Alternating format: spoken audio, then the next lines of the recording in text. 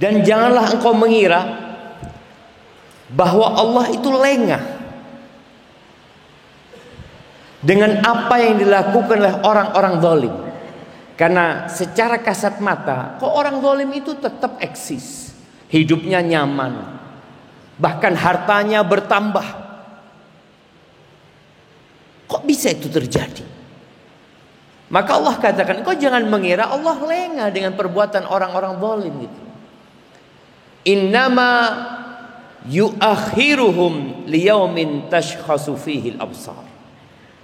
Allah itu menunda untuk memberikan azab kepada mereka. Ditunda sampai kapan? Sampai kiamat. Kalau cuma azab dunia, sekedar kekalahan mereka, sekedar hilangnya harta mereka, wallah itu nggak seberapa aja.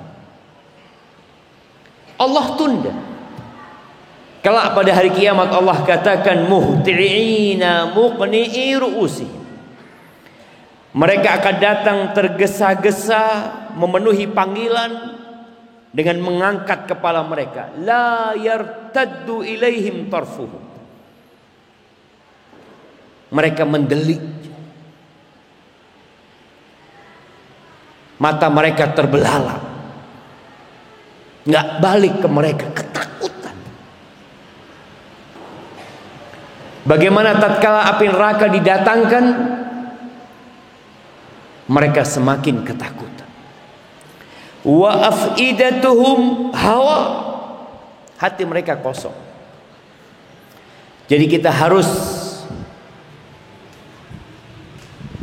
menumbuhkan keimanan bahwa dunia ini adalah negeri yang penuh dengan kehinaan. Sebuah negeri yang kita hadir dengan menangis. Di tengah-tengah perjalanan penuh dengan kesulitan. Dan diakhiri dengan kefanaan. Dan itulah yang terjadi dengan kita sebenarnya. Kemudian di ayat 47 Allah mengingatkan hamba-hambanya agar jangan sampai berburuk sangka sama Allah. Kita kadang-kadang mengatakan, mana pertolongan Allah? Kok belum datang pertolongan Allah? Kalau engkau mengatakan itu karena lambat, boleh. Tapi kalau engkau ragu dengan pertolongan Allah, ada masalah dengan keimanan.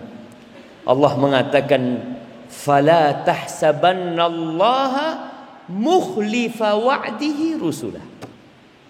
Engkau jangan mengira Allah itu ingkar dengan janji-janji yang Allah berikan kepada Rasulnya.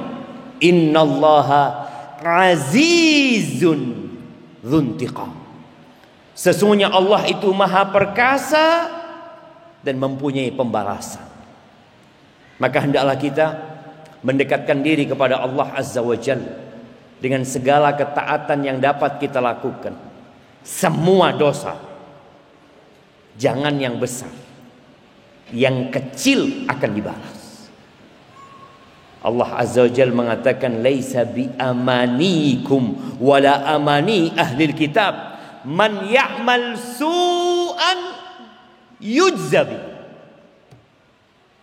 Bukan dari angan-angan kalian, wala angan-angan ahlul kitab, dari kalangan Bani Israel, dari kalangan Nasara dan Yahudi. Sudah menjadi keputusan Allah, barang siapa yang berbuat kesalahan, berbuat jahat, yujzabi, pasti dibalas. Maka kita perlu takut, jangan pernah meremehkan dosa. Ya, para penuntut ilmu itu setelah belajar agama, kadangkala dia semakin pintar membedakan dosa besar dan dosa kecil.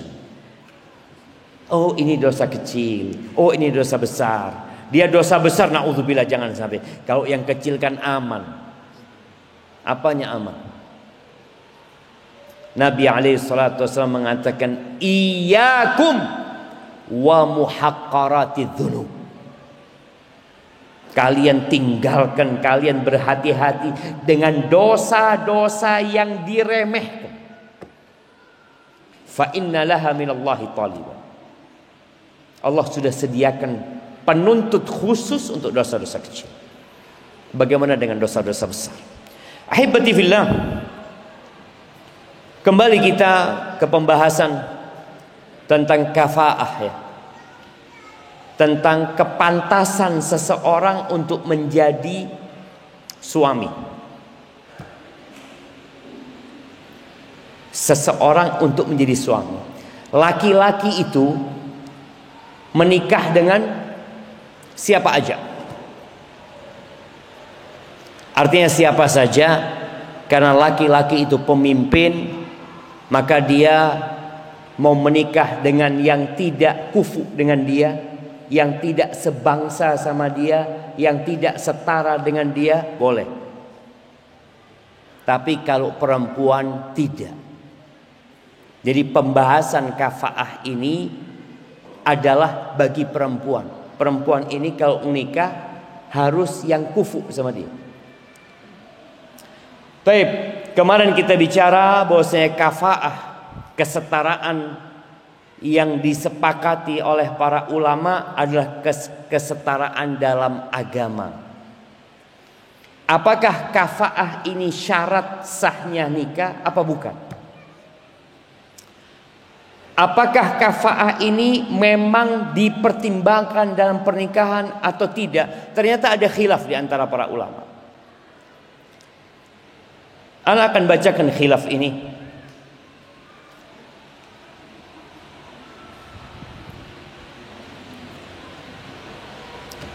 Jumhur ulama berpendapat bahwasanya kafaah itu mu'tabar. Cuma nanti kita akan bahas lagi apakah masuk syarat sahnya nikah atau bukan syarat. Apa dalil mereka? Dalil mereka mengatakan kesetaraan itu harus dipertimbangkan, bahkan dapat berdampak kepada keabsahan pernikahan. Hadis yang diriwayatkan Ibnu Majah dan disahihkan oleh Syekh Albani rahimahullahu taala. Beliau mengatakan alaihi salatu wassalam, takhayyaru linutafikum wa ankihul akfa wa ankihu ilaihi. Kata Nabi SAW, kalian pilihlah untuk nutfah kalian. Jangan sembarangan menikah. Nikahkanlah orang-orang yang kufu, yang setara, dan nikahkan juga kepada mereka. Artinya kita kalau mau menikah, nikah dengan orang yang kufu, dan carilah orang yang kufu untuk menikahi putri-putri kalian. Jadi ingat ini berkaitan dengan wanita. Bukan wanitanya yang harus kufu, tapi kalau wanitanya umpamanya dia orang yang soleha, maka dia tidak boleh menikah kecuali dengan laki-laki yang soleh. Tapi kalau laki-laki yang soleh boleh menikah dengan wanita yang tidak soleha. Kadang-kadang kan ada laki-laki yang mengatakan, insya Allah ana bisa perbaiki Ustaz. Iya, memang laki-laki dia ar-rijalu qawwamuna 'alan nisa. Tapi pendapat yang kedua, ternyata kafaah itu enggak muktabar. Enggak menjadi pertimbangan dalam pernikahan, dan ini salah satu riwayat dari madhabnya Imam Ahmad dan Ibnu Hazm serta Al-Karhi dari kalangan Hanafiyah. Apa kata Ibnu Hazm? Ibnu Hazm mengatakan ahlul Islam kulluhum ikhwah. Umat Islam itu semuanya saudara. La yahrumu ala ibni zinjiyatin laghiyah nikaha ibnil khalifatil hashim. Ini kata Ibnu Hazm, tidak haram anak wanita negro yang nasabnya nggak ketahuan. Jadi nggak ketahuan dia ini anaknya siapa gitu jam. Tapi dia muslim. Tapi yang jelas dia anaknya orang negro, orang Afrika. Nasabnya nggak ketahuan, nggak hafal. Engkau anaknya siapa? Siapa ya bapakku ini terus nggak tahu sulit. Nggak haram bagi dia menikahi putrinya khalifah dari Bani Hashim. Kenapa? Karena ahlul Islam ikhwah, semuanya saudara.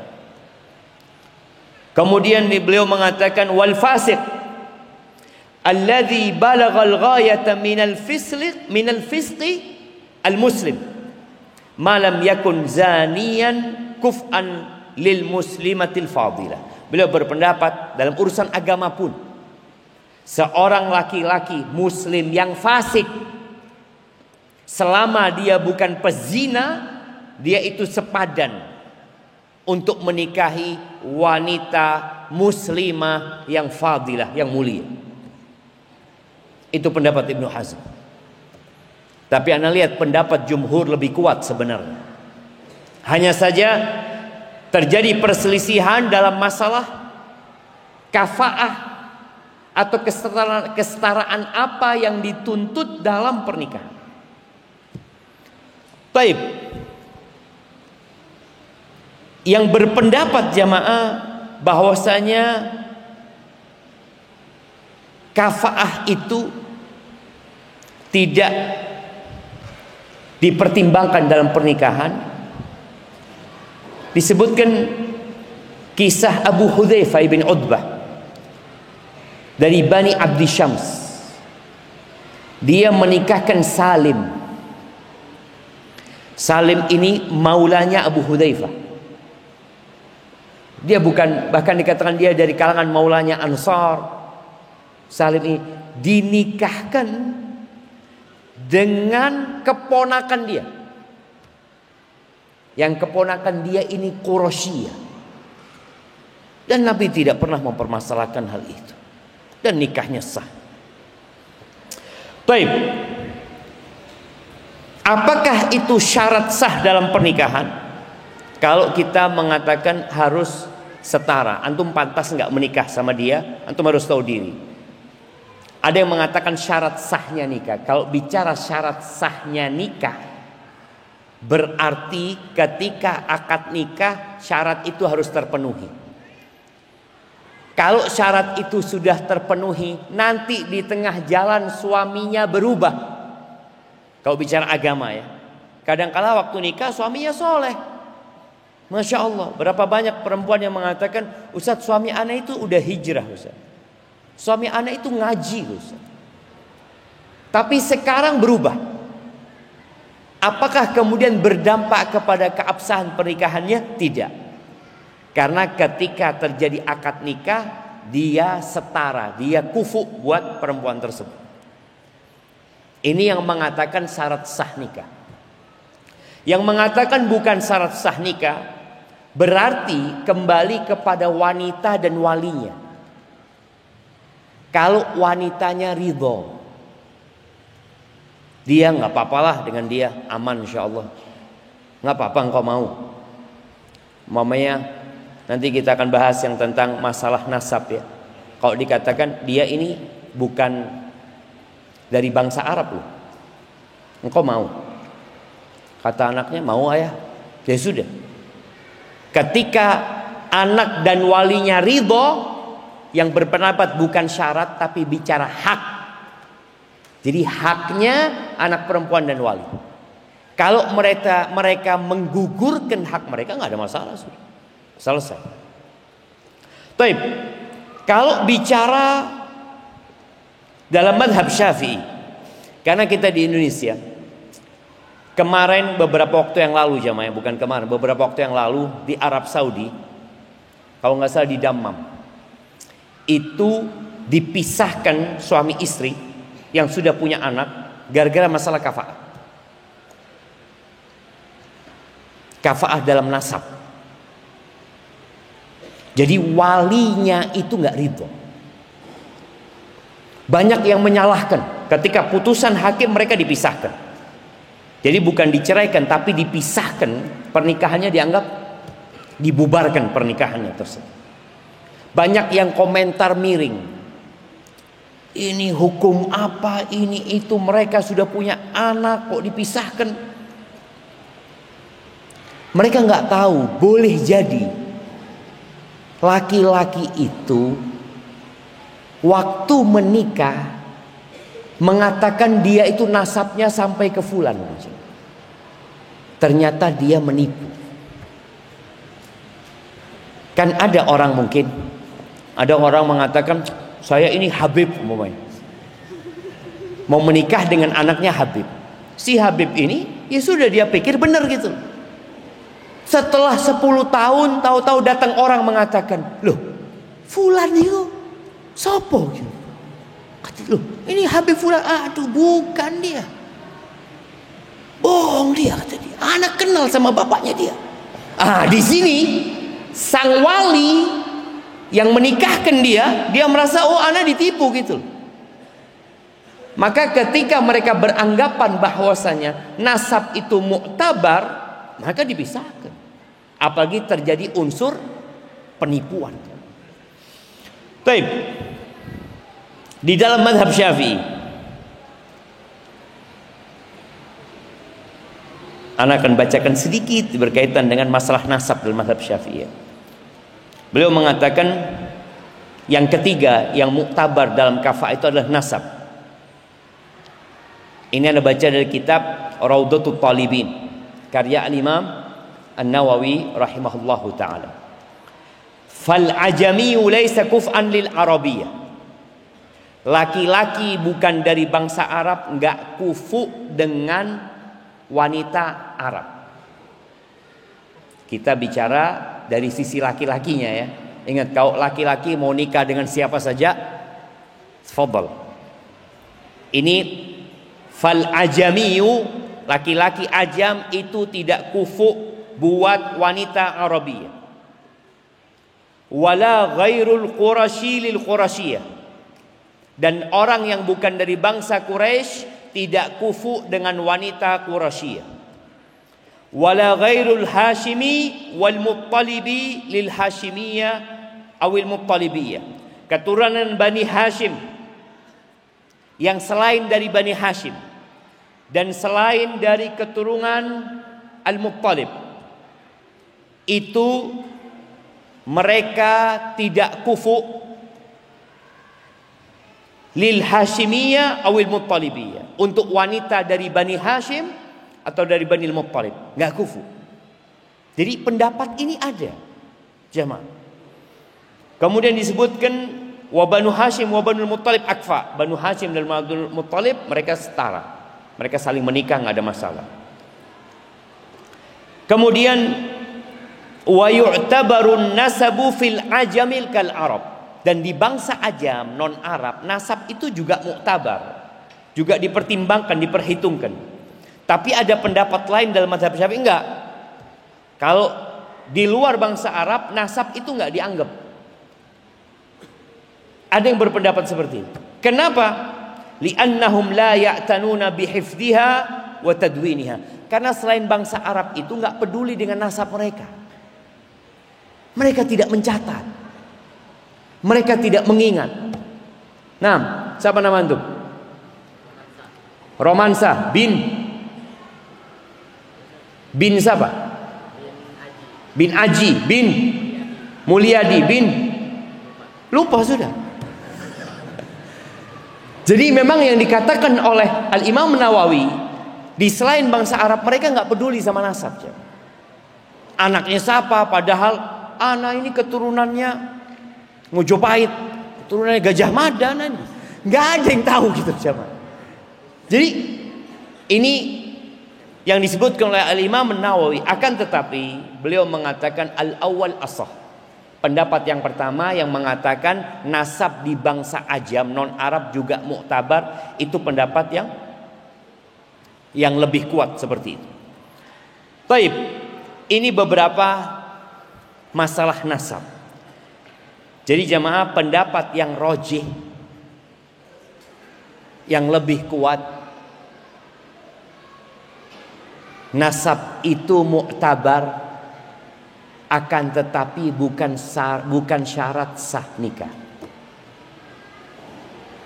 Kalau sang perempuan nerima, sang wali juga nerima, nggak apa-apa, fadhal. Ini dalam mazhab Syafi'i, Walaupun kita melihat nggak ada masalah sebenarnya dalam urusan nasab ini. Dalilnya apa? Tadi yang kita sebutkan hadis Nabi SAW menikahkan Usamah bin Zaid dengan siapa? Menikahkan Usamah bin Zaid dengan Zainab bintu Jahsh al-Qurashi. Nabi nikahkan. Ini dalil yang kuat bahwasanya itu bukan syarat sah nikah. Buktinya Nabi menikahkan. Ahibati fillah, Allah Azza wa Jalla mengatakan inna akramakum indallahi atqakum. Orang yang paling mulia di antara kalian adalah orang yang paling bertakwa kepada Allah Azza wa Jalla. Jadi kalau mau menikahkan, pilihlah laki-laki yang bertakwa. Apa gunanya kalau dia nasabnya mulia, sedangkan masuk surga nggak pakai nasab? Pakai apa masuk surga? Nabi alaihi salatu wasallam mengatakan, "Faman batta'a bihi amaluhu lam yusri bihi nasab." Nanti ketika melewati sirat yang berada di atas neraka jahanam, barang siapa yang disebabkan amalnya dia lambat melewati sirat, nggak akan jadi cepat gara-gara nasabnya. Saya orang Arab gitu loh, lebih cepat, nggak ada. Ukurannya adalah ketakwaan kepada Allah Azza wa Jalla. Jadi ini yang harus menjadi perhatian kita tatkala kita hendak menikahkan putri kita. Taib. Masalah kafa'ah dalam harta. Iya. Sebagian mazhab itu mensyaratkan. Dalam mazhab Syafi'i, tapi yang sahih dalam mazhab Syafi'i enggak. Jadi enggak harus wanita kaya itu menikah dengan laki-laki kaya. Cuma kalau menikah orang miskin dengan wanita kaya ini bisa berdampak hilangnya keharmonisan. Kok bisa? Jadi kafa'ah ini sebenarnya dipertimbangkan oleh para ulama. Mereka menyimpulkan dari hadis-hadis Nabi SAW, tujuan utamanya bagaimana rumah tangga itu harmonis, supaya tidak jadi keributan. Kalau antum miskin nikah dengan wanita kaya ini bedaknya aja 2,5 juta. Bedaknya aja. Perawatan sepekan sekali. Berapa perawatan di sini? Ya tergantung. Ada yang 2,5 juga.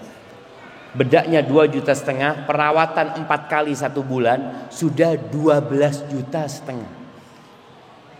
Ketika dia menuntut kepada antum untuk perawatan dia, antum nggak mampu. Akhirnya dia mulai, ya Allah, nyesel dapat orang kayak antum ini. Ribut akhirnya cuma. Tapi kalau sepadan, laki-laki perempuannya ini kaya, laki-lakinya kaya, insya Allah bisa memenuhi.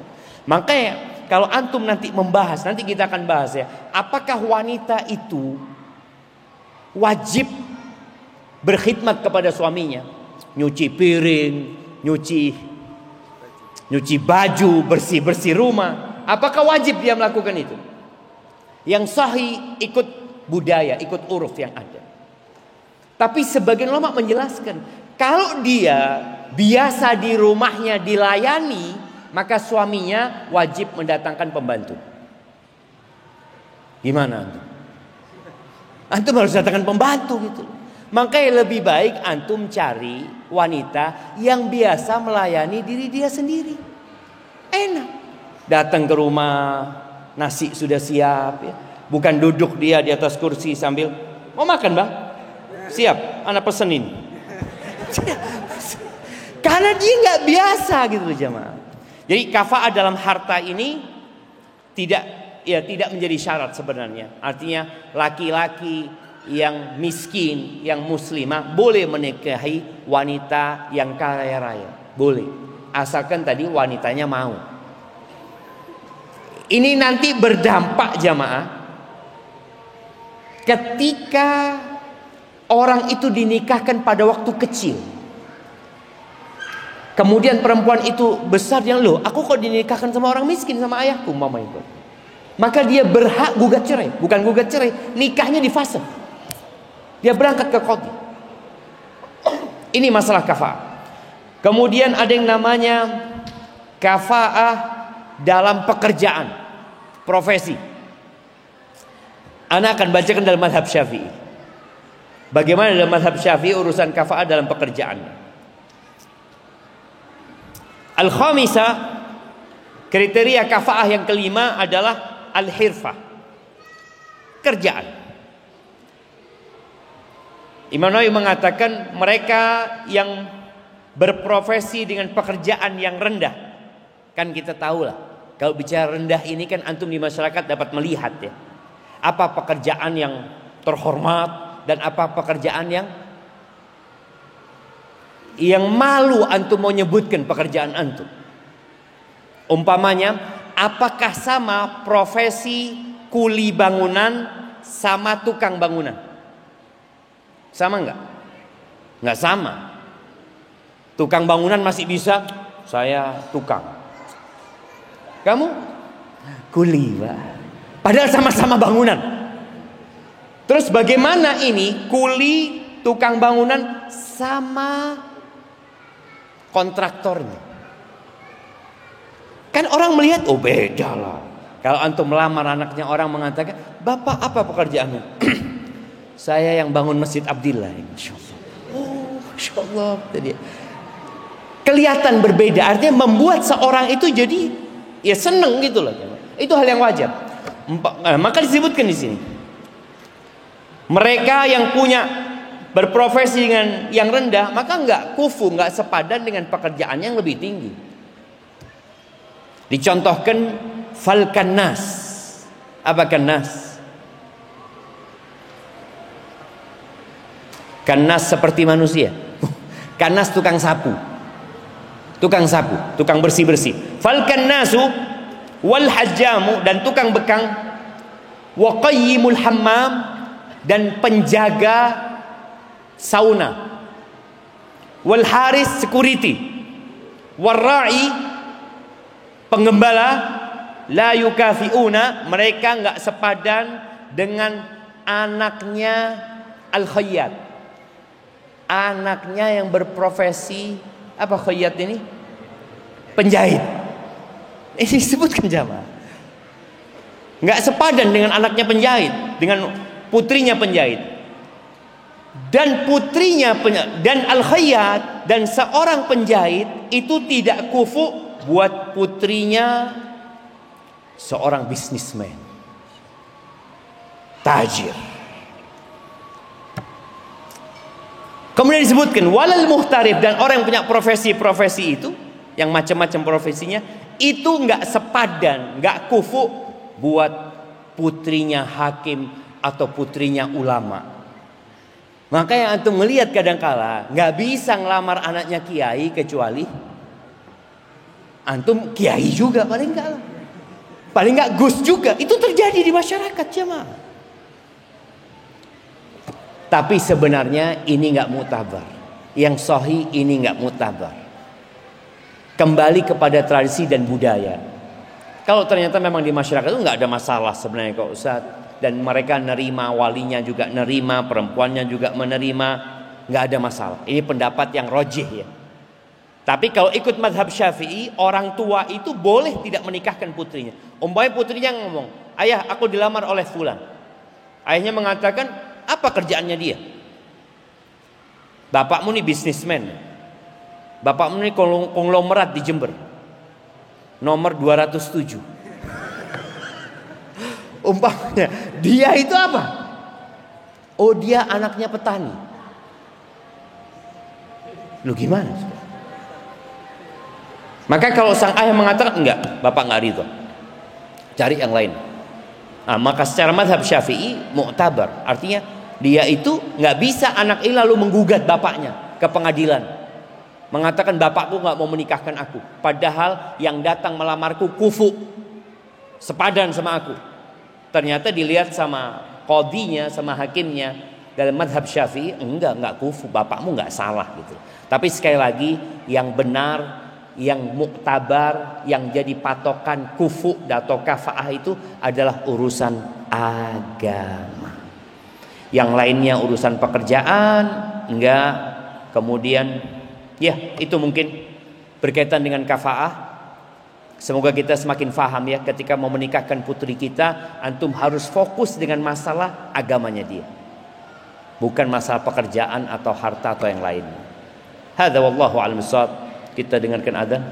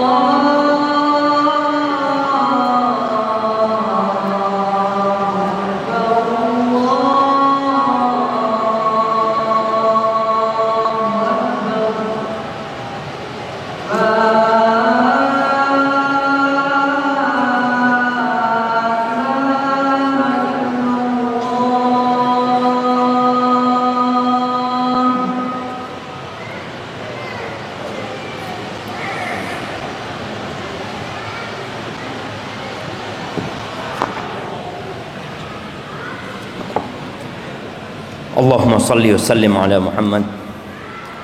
Taib, ahibati fillah. Di antara dalil yang digunakan oleh mereka yang beranggapan nasab itu atau kesetaraan dalam nasab itu mu'tabar, itu ada hadis hadis Abdullah bin Umar bin Khattab radhiyallahu anhuma. Di situ Nabi alaihi salatu wasallam mengatakan al-Arab ba'duhum akfa'u ba'd. Bangsa Arab itu kufu untuk bangsa Arab. Wal mawali ba'duhum akfa'u ba'd. Maula yang tidak dari bangsa Arab asli itu mereka yang bukan dari kabilah yang asli itu, mereka kufu dengan yang sama dengan mereka. Artinya nasabnya pokoknya sama. Illa haikan au hajjaman. Di sini disebutkan profesi. Kecuali kalau profesinya beda nih. Ini profesinya haik. Haik itu tukang tenun, hajjam tukang bekam. Ini dipermasalahkan. Hadis ini diriwayatkan oleh Al-Hakim, tapi hadis ini dhaif. Sehingga tidak dapat dijadikan landasan hukum. Walaupun kalau antum baca buku-buku fikih, mereka akan menyebutkan hadis ini. Barakallahu fikum.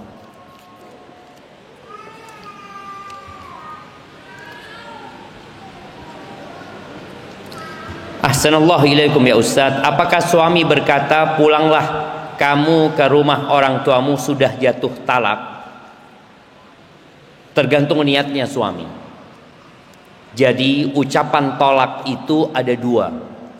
Ada yang sorry, ada yang kinayah. Sorry itu artinya ungkapan yang tidak ada makna lain kecuali cerai. Seperti anti tolik, engkau aku ceraikan, engkau aku talak. Nggak ada sudah. Nggak ada kemungkinan dimaksudkan dengan yang lain. Tapi kalau ungkapannya itu seperti pulanglah engkau ke rumah orang tuamu, maka ini butuh niat. Kalau yang pertama nggak butuh niat. Suami mengatakan aku ceraikan engkau, nggak butuh niat. Aku tadi main-main, aku tadi cuma bergurau, talaknya jatuh. Tapi kalau mengatakan pulanglah engkau ke rumah orang tuamu, tergantung niatnya.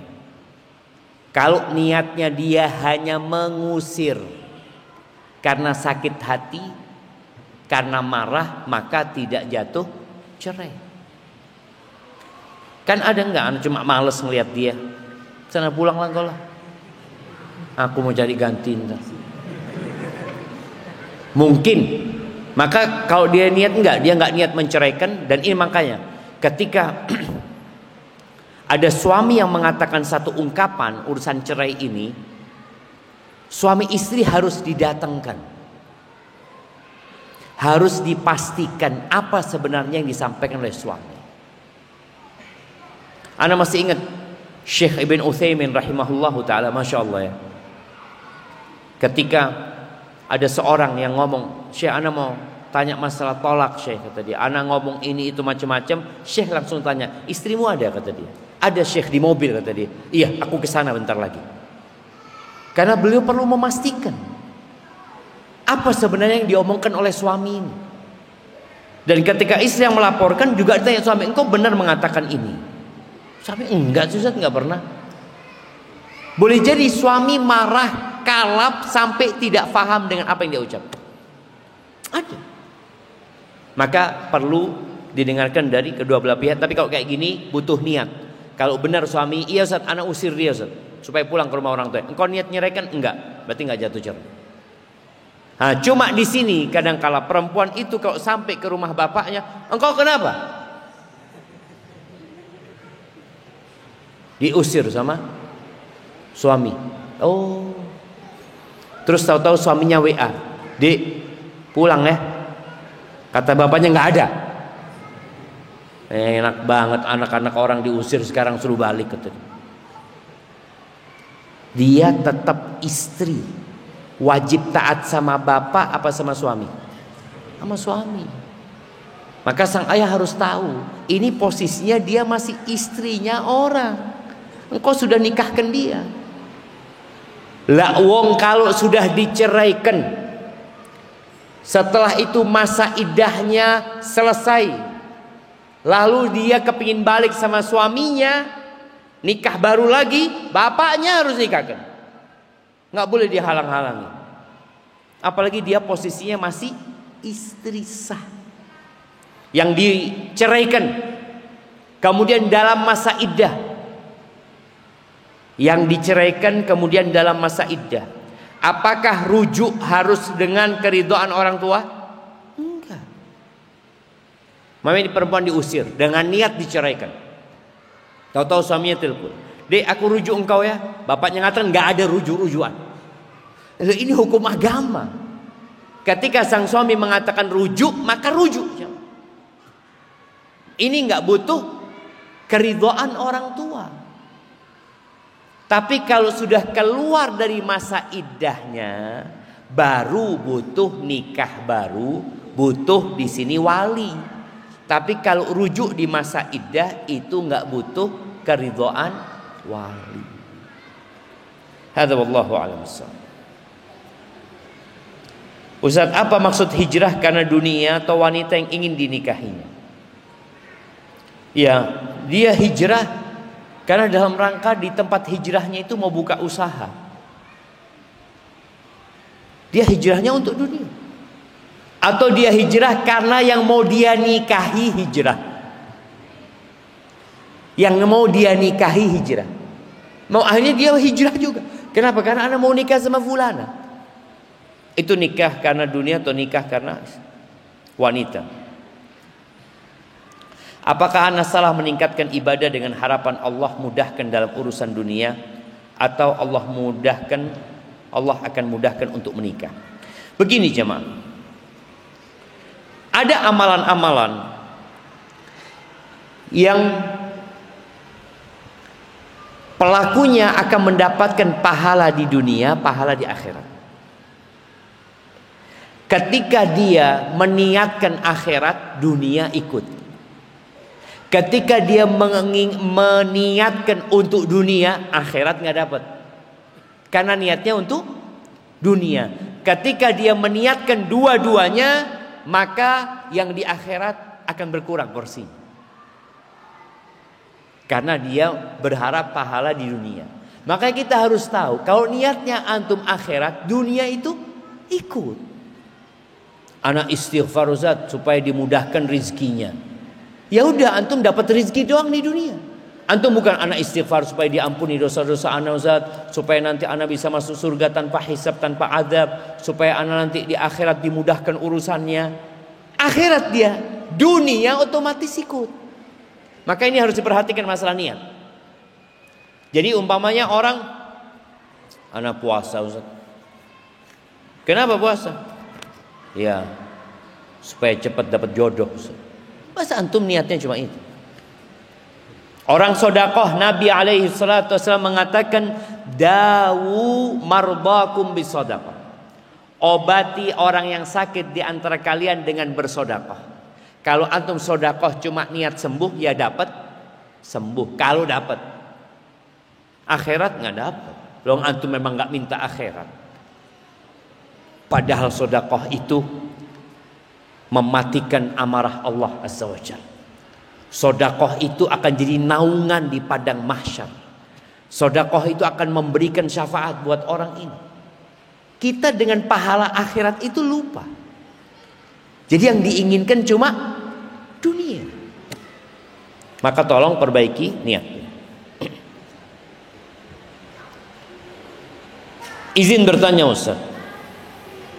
Ini sebenarnya pertanyaannya Masya Allah. Dia sebutkan Assalamualaikum warahmatullahi wabarakatuh, Ahsanallahu banyak ya.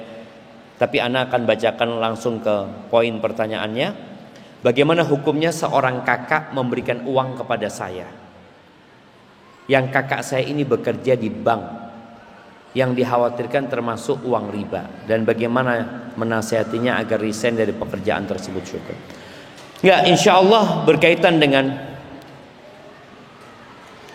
seorang yang bekerja di tempat yang diharamkan, lalu hasilnya itu diberikan kepada orang lain, maka orang lain ini mendapatkan uang tersebut dengan cara yang halal, maka buat dia halal, selama bukan berkaitan dengan haram zatnya yang haram. Tapi kalau itu hasil curian diberikan kepada antum, maka tetap haram. Tetap haram. Anak dikasih handphone Ustaz. sama abang mana. Antum terima. Ternyata abang antum hasilnya mencuri. Kira-kira antum ditangkap juga enggak? Tangkap juga antum. Walaupun sekedar untuk mengembalikan handphone itu. Ketika antum enggak tahu. Tapi kalau ternyata asas pekerjaan dia itu haram tapi dengan saling ridho sebenarnya. Seperti yang Anda pernah contohkan dengan kakaknya menang judi. Nah, dapat 1 M.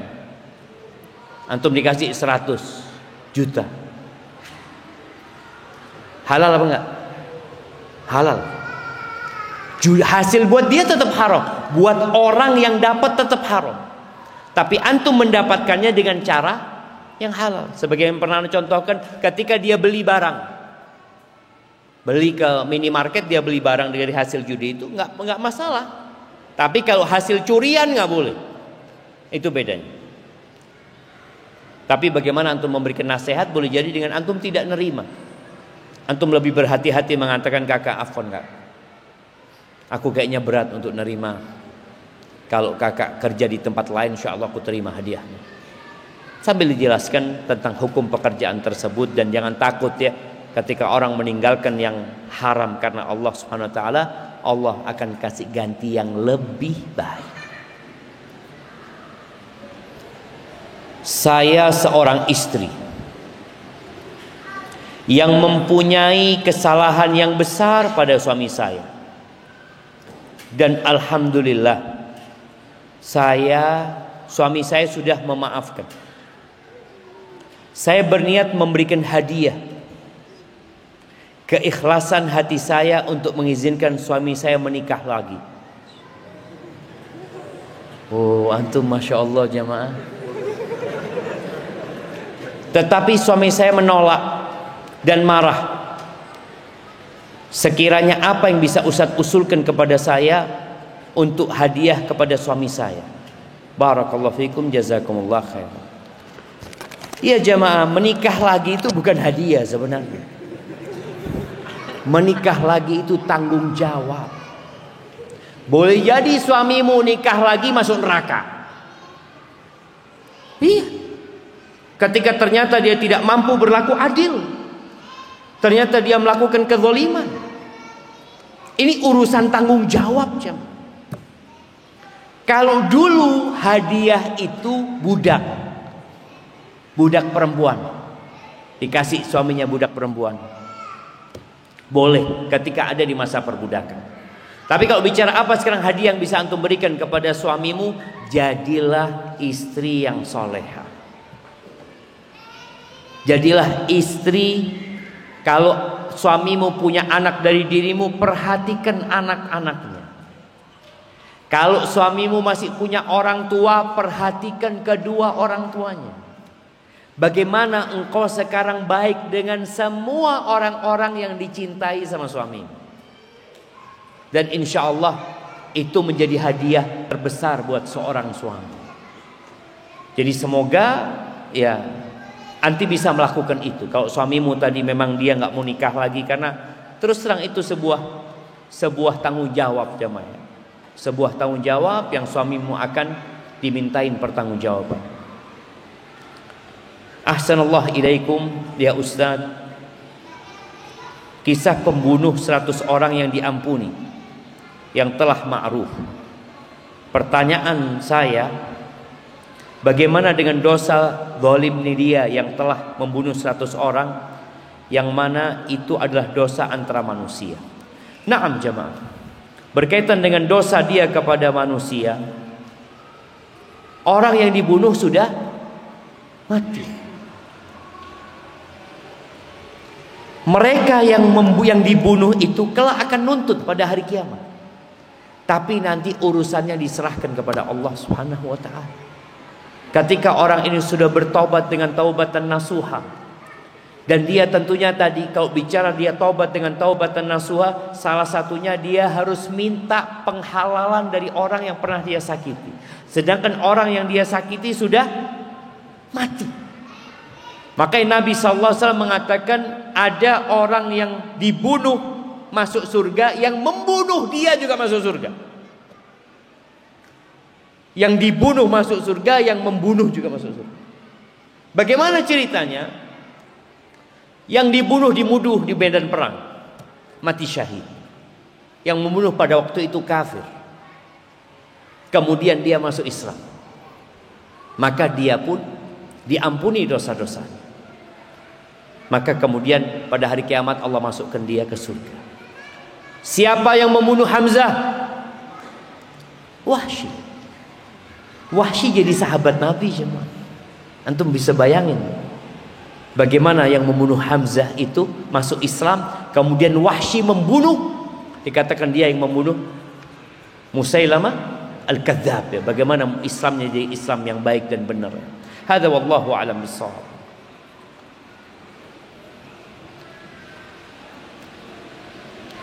Ustaz, apa nasihat Ustaz untuk para ummahat yang menghabiskan waktunya hanya di rumah mengurusin anak?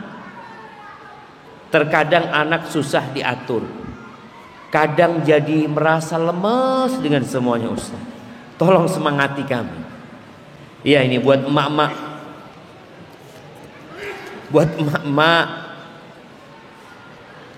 Allah Azza wa Jalla mengatakan laqad khalaqnal insana fi kabad. Kata Allah, kami benar-benar menciptakan manusia itu dalam kepayahan, dalam penderitaan, dalam kesulitan. Jadi semua fase hidup itu payah, jemaah. Makanya ketika seorang pemuda ditanya, engkau hidupmu yang paling enak itu kapan? Kata dia, 9 bulan di perut ibuku. Setelah keluar semuanya sudah susah. Bayangkan anak itu sejak kecil. Ini kan ibunya susah ngurusin anaknya. Anaknya juga menderita. Bagaimana anak itu ketika mau minum, dia nggak bisa apa-apa, dia harus nangis. Dia belum bisa ngambil air sendiri. Dia belum bisa minum susu sendiri. Dia teriak, dia lapar. Ibunya nggak tahu kalau dia lapar. Ketika tumbuh giginya, bagaimana anak kecil itu panas badannya, sakit. Ketika dia disapih, dia juga sakit. Kemudian ketika dia belajar jalan, yang nabrak sana, nabrak sini, terus jamaah. Ketika sekolah, aduh, tambah lagi payah tuh. Anak-anak itu menderita sekolah jamaah. Antum pikir tidak menderita dia? Pagi-pagi dia, berangkat nggak? Ya Allah, berangkat lagi sekolah. Dia pakai baju, pakai seragam, berangkat sekolah. Dia menderita. Ibunya pikirnya anak ini cuma main-main doang, kata dia. Loh, dia menderita di sekolah. Di sekolah ketemu sama gurunya, menderita lagi. A'udzubillah, ini Ustadz ini lagi. Kok nggak sakit Ustadz ini, kata dia. Dia sampai berpikir nih Ustadz. Jadi penderitaan itu dari dua arah. Hanya saja sebagian orang mikir yang menderita saya, seluruh anakmu menderita juga. Ketika anaknya disuruh menghafal, nggak hafal-hafal, dimarahin sama orang tuanya, pikirnya emak aja yang menderita. Anak dari tadi dimarahin sama emak menderita juga. Kalau bisa ganti emak mungkin, ya Allah, kayaknya ganti emak yang nggak marah-marah gitu kan. Artinya sebenarnya semua itu menderita. Kenapa? Inilah hidup. Hada darul bala. Ini negeri bala. Maka bagaimana engkau meniatkan inna solati wa nusuki wa mahyaya wa mamati lillahi rabbil alamin. Buat Allah Azza wa Jalla. Keikhlasan itu yang membuat penderitaan itu tidak terasa. Keikhlasan itu yang membuat seorang dia mampu berjuang dan berkorban. Engkau bayangkan bagaimana anak-anak yang engkau didik ketika dia istighfar buat dirimu. Bagaimana ketika anak-anak ini besar, engkau meninggal dunia, anak-anak itu bersedekah buat ibunya. Ingat sama kebaikan ibunya, wakaf buat ibunya. Dan semua amal yang dilakukan anaknya, emaknya dapat bagian pahala. Tapi perlu perjuangan. Maka nasihat ana sebelum tidur ketika engkau di atas ranjangmu, jangan lupa baca subhanallah 33 kali, alhamdulillah 33 kali, Allahu akbar 34 kali. Insya Allah engkau dikasih kekuatan. Dan tatkala engkau melihat anak-anakmu susah diatur, engkau angkat tangan. Gak harus nunggu sholat engkau berdoa. Engkau angkat tangan. Allahumma rabbi auzi'ni an ashkura ni'mataka allati an'amta alayya wa ala walidayya wa an a'mala salihan tardah wa aslih li fi dzurriyyati. Ya Allah, berikan kebaikan di anak keturunanku ya Allah. Baca doa ujrubni wa bani an na'budal asnam. Baca doa, minta sama Allah. Jangan cuma teriak marah-marah. Dan ketika anakmu tidak bisa diatur, jangan dipanggil. Terus didatangi. Yang ada kalau engkau panggil, engkau tambah sakit hati. Teriak-teriak nggak datang. Udah tahu anakmu susah diatur, engkau masih teriak-teriak. Maka engkau datengin, pegang tangan. Dan ketika ngajarin anak, jangan jauh. Kalau bisa anakmu duduk di pangkuanmu. Nah sini nah.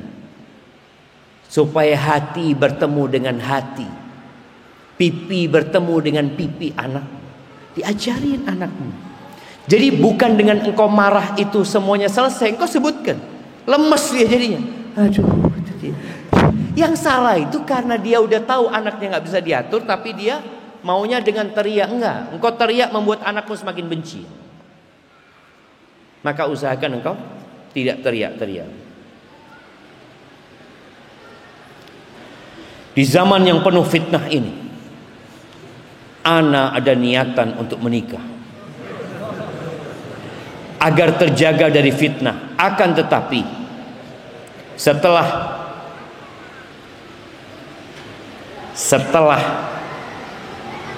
akad tidak satu rumah dulu sampai waktu yang disepakati, dan ana tidak menafkahi dulu dengan kesepakatan. Apa hukumnya seperti ini, Ustaz? Nah, sejatinya jamaah, seorang laki-laki itu wajib memberikan nafkah kepada istrinya kalau sudah menghubungin istri, kalau sudah satu kamar sama istri.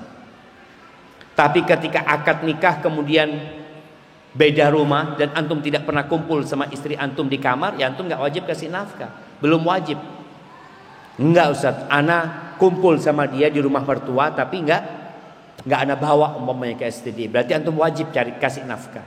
Kalau istri antum ridho nggak dikasih nafkah sama antum, berarti dia menggugurkan haknya dia. Jadi nggak apa-apa. Sang istri mengatakan, udah bang, kok nggak usah kasih nafkah sama aku. Alhamdulillah aku punya usaha. Berarti suami nggak wajib kasih nafkah.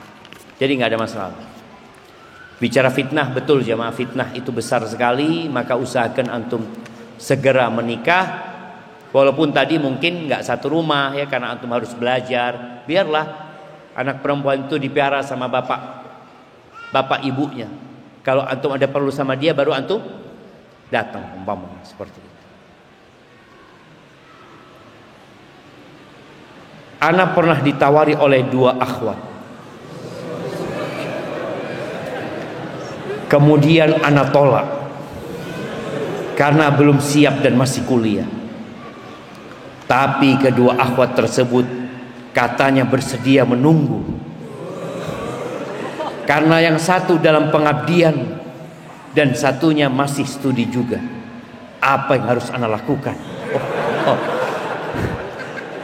Dan bagaimana kita mentarjih ketika dua-duanya sama-sama baik, Ustaz? Ya Allahu Akbar. Ternyata ada ikhwan-ikhwan yang laris ya Maya. Taib, ala kulli hal, kalau bicara bagaimana antum mentarjih antara keduanya, Allah mengatakan inna akramakum indallahi atqakum. Ketika dalam keimanan sama, antum lihat tadi bicara kafaah tadi. Sudah, kalau bicara agamanya sama Ustaz. Oh, sekarang bicara tentang profesinya dia umpamanya. Bagaimana orang tuanya? Karena para ulama juga bicara ketika kafaah itu ngelihat ke orang tuanya juga. Orang tuanya kerjanya apa sih? Itu juga dilihat. Keluarganya bagaimana? Itu menjadi pentarjih nantinya. Oh, kayaknya anak sama ini. Kenapa? Karena orang tuanya alhamdulillah. Orang tuanya itu ya umpamanya bangsawan. Orang tuanya itu kaya raya. Kalau anak nikah sama dia, boleh jadi orang tuanya menjadi donatur tetap dakwah nanti insya Allah. Umpamanya seperti itu.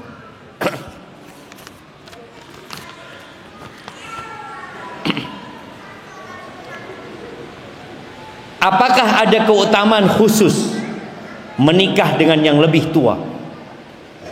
Karena qadarullah yang datang menawarkan diri ke ana lebih tua.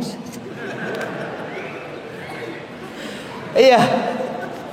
Ya kalau bicara keutamaan khusus nggak ada ya.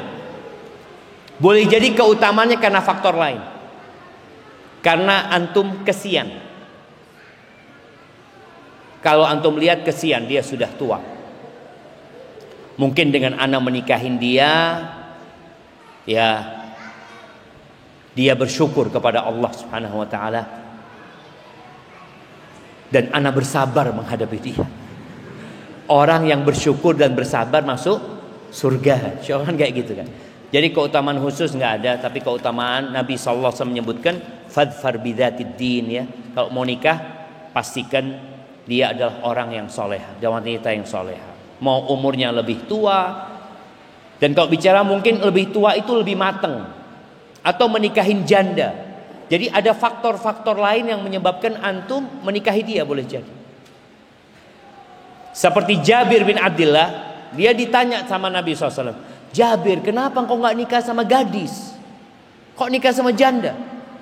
Maka Jabir nyebutkan, ya Rasulullah, ayahku meninggal dunia, meninggalkan adik-adik jumlahnya 9. Kalau aku nikah sama gadis, siapa yang bantuin aku ngurusin adik-adikku? Paling enggak nikah sama janda, janda itu bisa bantuin aku. Itu boleh jadi menjadi pertimbangan. Izin bertanya, ana pernah bangun malam, tepatnya di sepertiga malam. Kemudian karena mengantuk berat, ana buat tidur-tiduran di atas ranjang. Saat setengah antara ketiduran dan sadar, ana dengar suara yang tidak asing. Dan ana nggak tahu juga suara siapa yang mengatakan, sungguh hambaku telah meninggalkanku. Apakah itu suara malaikat atau suara jin, Ustaz? Iya, kalau bicara hambaku nggak mungkin suaranya malaikat. Karena hambaku ini, siapa yang hambanya? Hambanya Allah Subhanahu wa taala. Ya boleh jadi itu perasaan sebenarnya. Artinya antum itu ingin bangun malam. Akhirnya muncul suara itu, engkau ini hambanya Allah ya. Seakan-akan ada yang mengeluarkan suara itu. Jin boleh jadi mengatakan hal itu. Dan hati-hati sama jin. Jin ini menyesatkan orang perlahan-lahan. Jadi awalnya mungkin dia mengatakan itu kepada antum. Ucapan, oh ini kayaknya panggilan Tuhan. Seperti Syekh Abdul Qadir Jailani, ketika dia lagi jalan atau di rumahnya, ada beberapa riwayat yang mengatakan tahu-tahu ada suara dari awan nih jamaah yang memanggil, ya Abdul Qadir Jailani, ya Abdul Qadir Jailani. Labbaik, kata Syekh Abdul Qadir, kata. Suara itu mengatakan, aku sudah gugurkan kewajiban salat buat engkau. Kata Syekh Abdul Qadir, jadi anta syaitan. Allah nyuruh kita salat, engkau suruh kita ninggalin salat gitu. Seperti itu, antum hati-hati dengan suara-suara itu, karena dikhawatirkan memang suara dari jin yang berpura-pura ingin membangunkan antum untuk salat. Ana sudah dapat izin menikah dari orang tua, tapi dengan satu syarat. Ana harus nunggu kakak perempuan ana menikah terlebih dahulu. Ya berarti antum gak boleh nikah. Sedangkan ana sudah merasa butuh, mengingat fitnah akhir zaman yang begitu besar, Ustaz. Akan tetapi kakak perempuan ana bahkan belum ada kesiapan sama sekali, Ustaz. Mohon solusinya. Solusinya antum deketi kakak antum. Antum harus pintar-pintar. Kasih hadiah kakak. Kakak, bolehlah anak nikah sebelum kakak. Karena sekarang ayah itu memberikan haknya kepada sang kakak.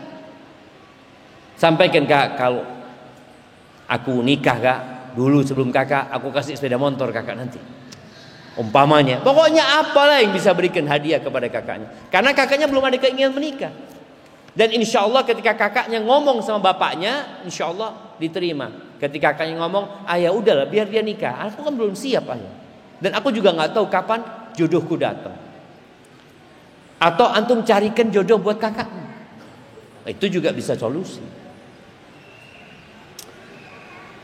Ini kayaknya pernah anda jawab jamaah. Taib, ahibati fillah. Itu yang dapat kita kaji pada kesempatan kali ini. Jangan lupa doakan saudara-saudara kita yang ada di Palestina. Allahumma lakal hamdu kulluhu wa lakal syukru kulluhu wa ilaika yurja'ul amru kulluhu. Allahumma munzilal kitab mujriyas sahab hazimal ahzab ihzim a'da'aka a'da'ad din ya rabbal alamin. Allahumma ansurhum alaihi ya mujibas sa'ilin. Rabbana atina fid dunya hasanah wa fil akhirati hasanah wa qina adzaban nar.